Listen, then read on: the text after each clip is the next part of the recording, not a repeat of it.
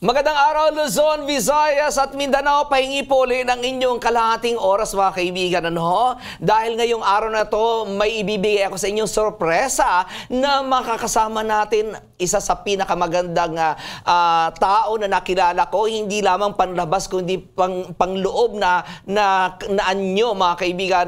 Talaga namang masay mo na, hay, ang babaeng ito talaga. Kulang na lang, naglalakad ito na merong halo. Napakabait, napaka-humble, at isa po sa mga Pilipina na inilaban ang Pilipinas sa katatapos lamang na Mrs. Universe. Please welcome Mrs. Universe Philippines Pacific. Walang iba kundi si Miss Jenny Ortega. Magandang araw. Magandang araw po. Magandang araw. Parang naman ako dun sa description mo sa akin. Hindi ganun talaga eh. Ang ibang tao kasi talaga ang nakakakita eh. Hindi ikaw mismo sa iyong sarili, kundi ibang tao ang magsasabi sa iyo kung sino ka talaga, kung sino ang tunay na ikaw. Naku, salamat naman po if you see me that way. Thank you so much. Okay. Kumusta ang katatapos lamang na Mrs. Universe? It was a fun experience po. Sobrang fulfilling and it's very, very different po talaga na kasi international yan eh. I got to meet lots of different personalities po. Nakabawi ka na ba ng tulog? Hindi pa. I had to attend to mga mother duties ko right after the Kasi it was like 9 days po nawala ako. So, ang dami kong kailangan i-catch up sa mga trabaho, sa house, tsaka sa business po. 9 days nung nagpuntahan na dito mga international candidate, no? Na mga nakalaban mo. Pero prior to that, talagang grabe yung paghahanda. Actually, hindi naman po masyado. Hindi naman, Yes. Ano sa palagay mo pagkakaiba ng Mrs. Pageant sa Miss Pageant? Maybe siguro as Mrs. po, we just have to go there as kung ano kami. We don't have to do anything naman na yung rigorous na training like doing the pasarela and stuff like that. Pagpapapayat, I don't think we needed that kasi we just have to come as we are. Correct. Gan po. Kasi nga mga misis kayo. Yun. No? It's not actually a beauty contest per se. Correct. No? Kundi camaraderie, no? Yes. And also, ang power po namin na ipaglalaban is kung ano po kami and what we are bringing to the world. Ang ganda noon. Ang ganda noon kung ano ang kaya niyong ibigay sa mundo. Yes. Ang galing. Hindi kailangang super sexy, super ganda. Pero prior to your, during your prime, Miss Jenny, Queen Jenny, ayan, during your prime, sumali ka na ba sa ibang pageant? O sumali ka na ba nung pageant? Oh no, that's my first time po. I got appointed sa Noble Queen po. But it's ano ko naman yan, culture and arts, to promote culture and arts. Yes, because you're an artist. Yes po, I'm an artist. And speaking of artist, anong klaseng artist ka? I am a visual and performing artist po. I paint, I sing, I dance. Anong klaseng painting? Acrylic painting po. I do portraits. Ayun. Yes.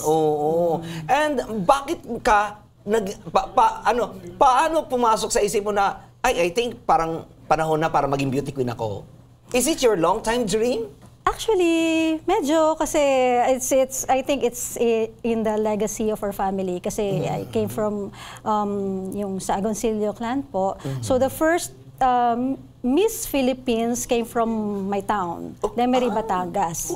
Opo, si Anita Agoncillo. So basically Anita Agoncillo, we came from the same clan po.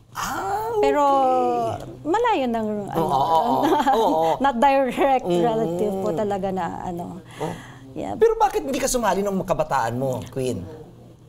I don't think I can because I'm petite. Opo, I'm medyo maliit, kulang sa height, and I got busy with with the family. I think I underestimated also myself. Yes. Pero during that time naman po talaga, yung mga Miss Philippines, Miss ano, hindi talagang ano eh. Oo. Ang tatangkad. Pagandahan yan at patangkaran. Patangkaran, correct. Totoo yun, ano? In Mrs. Universe po, we're actually, most of the smallest are the Filipinas. Yes, so ng mga candidates ngayong year, no? Yes, oo. Oo, pero rampa kung rampa. Oh, yes. Ang advantage lang po namin is just because they are all tall, kitang-kita kami. Yes, totoo yun. Totoo yun. Yeah, it's kind of funny. Ilang kayo naglaban-laban? I think almost a little less than 130. Wow. Yes. I don't think... Parang ito pinakamarami ngayong taon. I think so. Oo. Grabe. Last year yata, less than 100. Oh yes, oo. Parang mga 89 lang last year. Oo, at saka 2 years ago, ganun din. Mga 80 plus lang, Yes. 83 yata. Yes po. Ang dami! Yes. Oo. Super saya. Oo, may stress ba naramdaman? Pagod lang siguro. Pagod but lang. For me, stress, no. I came there to enjoy po. So, hindi naman ako na-stress because I'm not really expecting that I will get a spot. Kasi talagang ang gusto ko lang po talaga is to enjoy. Yes. And, Mapagbigay yung yung to dream. showcase also to showcase my talent and my advocacies. Iyon. Yan po yung ano ko. Oo. So, I managed my expectations. So, no stress, no pressure. Iyon. At naipakita mo kung ano ang tunay na ugali ng isang Pilipina. Yes po. Yes po. Oo. May mga naging ka-close ka ng mga from different countries? Oh, yes. Oo, tulad nina? Like Miss Thailand. Oo. Miss Dubai. Miss Dubai, so pretty. Yes, si Yana. Yeah, Miss Myanmar. Yan. And most especially yung mga Asian po. And mga Filipinas. Oo. Yes. Wala namang parang katulad sa ibang pageant na ito kami dito mga ano kami mga Asian lang kami. Ito mga European lang kami. Wala namang ganoon. Wala naman po. Wala namang ganoon. Yeah, everybody's Oo, ay di maganda. very eager to mingle around. Oo. Even as Filipinas po, hindi naman po kami nagkukumpul-kumpul din eh. So, Yes. talagang we really enjoyed every minute na makipag-friends sa mga girls.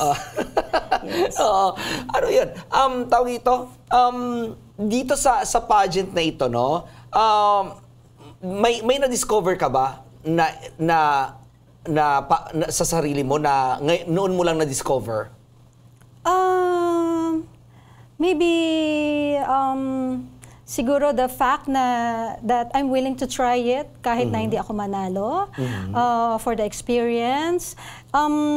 Yun, I think I'm a better person now kasi before I grew up na like I always like to work on my achievements. But now as medyo siguro nag-mature na ako ng konti. Kaya ko na po na tanggapin lahat ng failure. Not naman lahat na syempre I can't say that na But I think I got a little more matured person than before. Yun. With this contest kasi hindi na ako masyadong I've learned how to manage my talaga po. Mas naging Yes. mas naging palakaibigan. Yes. Oo, no? And not only that, ready ako to take the chance. Ayun. Yes, and I think I'm getting more bold. Imagine being in a contest with sobrang gaganda and sobrang tatangkad and all of them are like powerful and sobrang successful in life. Being with them is actually a win for me kasi I learned from their experiences and I learned to value what I have right now because during the advocacy forum po talagang kahit pala ganun kaganda, ganun katalino, ka-successful, may pinagdadaanan pa rin ng mga tao. So from there, I learned to love myself more, love my family, and very thankful ako sa blessing ko na napakasaya pala at napakasimple ng buhay ko. At mas blessed ka. Yes. Oo. Yes po. Oo. Kasi marami, katulad tama sinabi mo, no, lalo na itong mga candidate na mga single mom. Yes. Na grabe ang mga Have been pinagdadaanan. through, yes, sobrang worst po talaga. Oo. Yan. Kasi doon sa mga na-interview ko from UAE, Middle East, saka Dubai, may isa sa kanila nagsabi sa akin na naging battered siya, Yes wife po. siya. Yes po. Oo. Yeah. Na itong avenue na ito ng Mrs. Universe, nagbigay ito sa kanya ng pagkakataon para ma-relieve niya ang kanyang sarili, ma-revive niya ang kanyang sarili. Yes. Ang galing, no? Yes, opo. Nakakatuwa. Oo, that, hindi mo maisip na you will experience that eh. Very humbling din. And very, kasi parang mas mahal kong asawa ko ngayon. Kasi grabe naman ang support sa'yo. Po talaga. Yung appreciation. Buhay ko ngayon. Oo, Yeah. lalong lumawak yung because appreciation of the exposure sa mga, sa mga bagay, no? Ang galing. Yeah, kahit pala gaanong kaganda, di ba? Oo. Talagang binubugbog pa rin ng mga asawa. So, that alone is, Kakatuwa. So you're now a certified beauty queen. Oh, wow. Thank you naman po. Oo. Bawal ka nang mamalengke ng kung ano dapat nakaayos ka lagi. Pero Jenny's Jenny pa rin. Yes po. Hindi magbabago. Actually, I'm always saying na it's not the crown naman po. It's the platform. Yes, and the experience, of course. Kasi you got to experience yung childhood dream mo na mag-isang beauty queen din kahit papaano. Lahat naman po ng Girls. Yan Yes. Totoo yan. kahit muse lang sa Totoo basketball, yan. di ba? Totoo talaga yan. Talagang maniniwala talaga ako dyan na every girl's dream is to be a beauty queen talaga. Yeah. Meron lang talagang platform para sa kanyo, bawat isa. Di And ba? I'm very, very thankful din po ko kay Charo for giving me this opportunity. Oh, very supportive naman ang national director na si Charo. Yes po. Oo, no? Nakita ko naman, talagang siya, nanay talaga siya sa inyo. Kahit na kasing edad nyo lang siya. Di ba? Oo, actually, she's younger than me. O, di ba? Opo. Oo, pero naging nanay talaga siya sa inyo. Talagang protektahan talaga kayo, inalagaan talaga kayo. Yes, At hindi maliit na responsibilidad 'yon. Actually, yeah. Grabe 'yon. Oo. Pero kumusta ang pagtanggap kasi syempre sabihin ng husband mo, my wife is a beauty queen, di ba? Kumusta pagtanggap? I don't really know. Kasi my husband po is very private. So I think Pero supportive. yes, Private, he's very supportive of me. Oo. Lang siya. Medyo laylo lang. Ayaw niya lang magpakita. Oo, kasi merong mga husband na very, di ba, very, yung sobrang, of course, proud sa'yo, no? Pero yung iba kasi, ipinapakita talaga nila, di ba, kung gaano sila ka-supportive, talagang nandun talaga sila, and you cannot blame them because they're very proud of their wives, di ba? Ganun yan eh. I feel naman his support. Oo, pero I also respect na Yes. he's a private guy. Correct, oo, Yes po. correct. And I think he's very happy that I am happy. Ano daw yun eh. Kasi he said, happy wife, happy life. Totoo yan. Alam mo, yan ang sinabi ni Derek Ramsey. Oo, happy wife is a happy life. Totoo yun. So happy siya ngayon kasi busy ako. Pero ano pa nabago sa isang Jenny Ortega? Wala naman po. Siguro mas malaki lang yung platform ko na gagalawan. Ano yung advocacy mo? I have so many advocacies, but my primary advocacy is peace.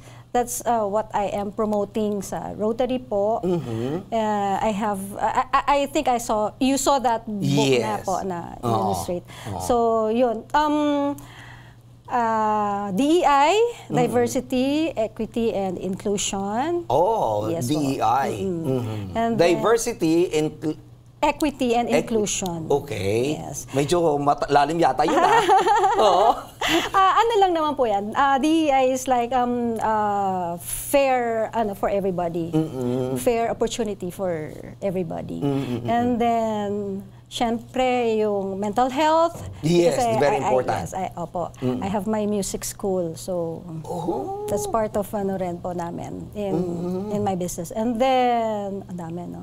Of course, fashion. Promoting culture and arts. I started promoting culture and arts din po sa Noble Queen of the Universe. And then, ito nga, Mrs. Universe. And then, fashion, sustainable fashion. I'm working with Mr. John Guarnes, my mentor po. Oh, wow. So very humble na si John Guarnes. Yes po. Kung meron gustong balikan, kung pwedeng balikan lamang ang nangyaring pageant, may gusto ka bang baguhin? Sa lahat ng mga ginawa mo? I-ask me this question. Sa lahat ng ginawa ko po, I think I did during Mrs. Universe. I think I did my best naman to deliver each day. So ang ano ko lang naman po, ang primary goal ko lang naman po during the contest, Mrs. Universe pageant, is to showcase my art and voice out my advocacy. So I think lahat naman nagawa ko. Every single day, I wore my own Yes, nakita ko outfit yun. po. Yes, and then Sariling gawa mo talaga. Yes po. And then my gowns naman for the national costume and the evening gowns, I showcased my yung mga hinand paint ko po na collab ko sa mga artists. Yeah. So, and I really made it a point na mapakita ko yung advocacy ko through my my art po. Oh, wow. Yun. So, yun. Yung ano ko, yung gown ko for the... Nakita ko yun. Yes. Yung gown mo na yun, napakaganda. Very, very simple. Yung parang may kapa ka. Yung ba yun? Yung, which one po? Yung hand-painted na ano? Yung white po. Yes, oo. Yeah, that's from John Guarnes po, yung white. Okay. And then yung, for the evening gown, I had the one with collab with Dita Sandico. Oh, wow. Yung may... Oh, wow.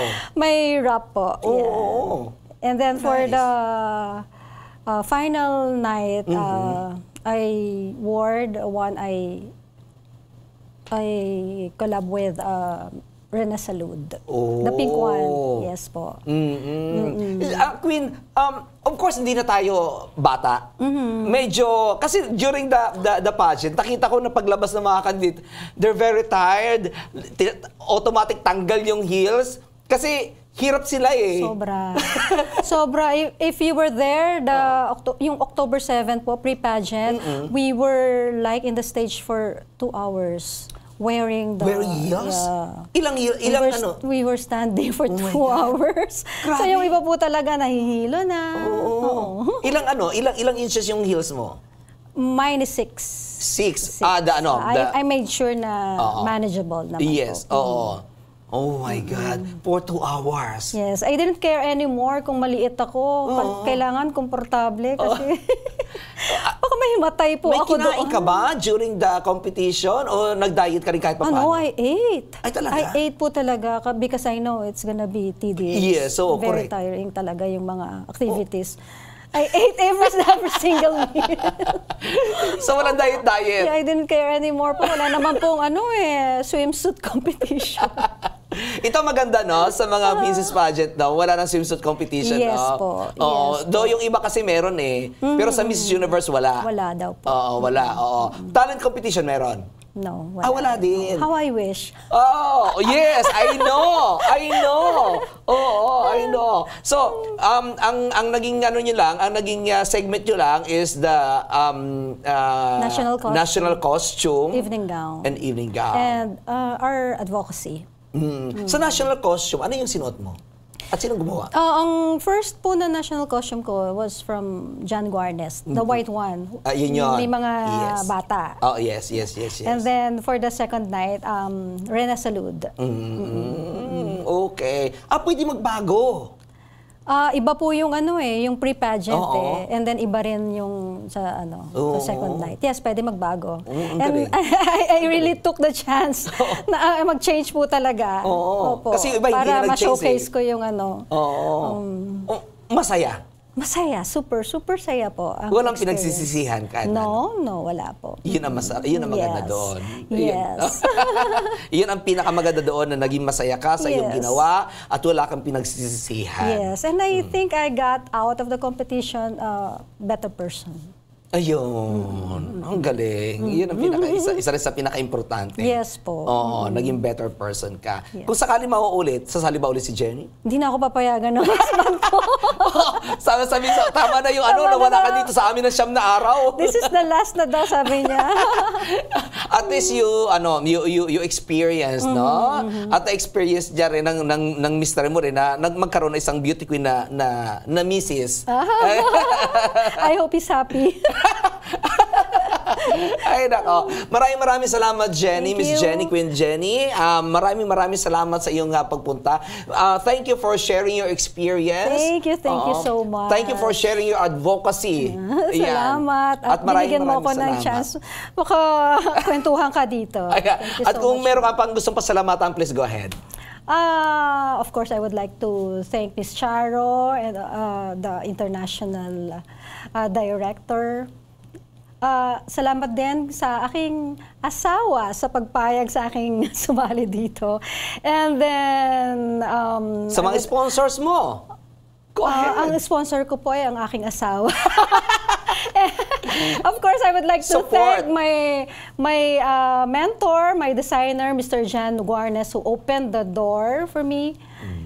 Not only in this competition, pero sa pageant po.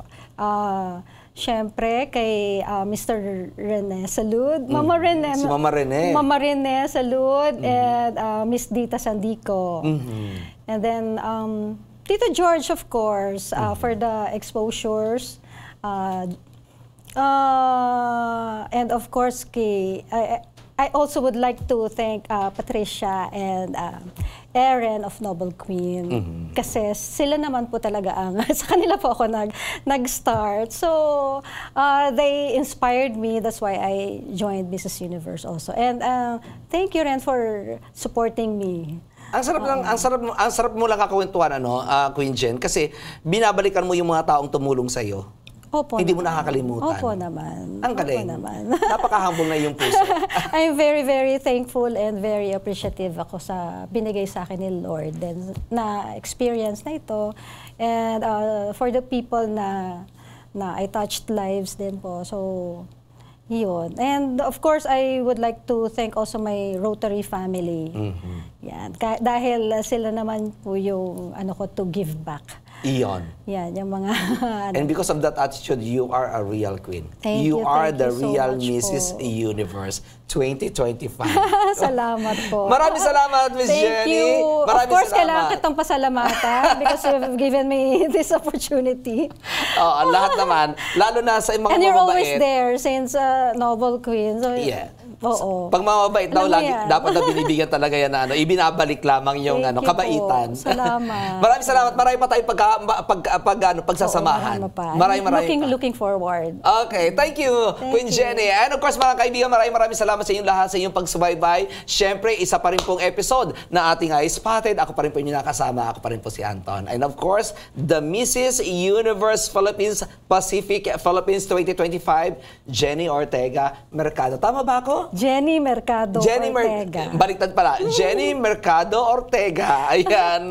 Okay. Thank you so much, Queen. Thank you. And maraming salamat po sa inyong lahat. And syempre, ito pa rin po, nagkasama-sama pa rin po tayo sa loob ng kalahating oras. Dito pa rin po sa I Spotted.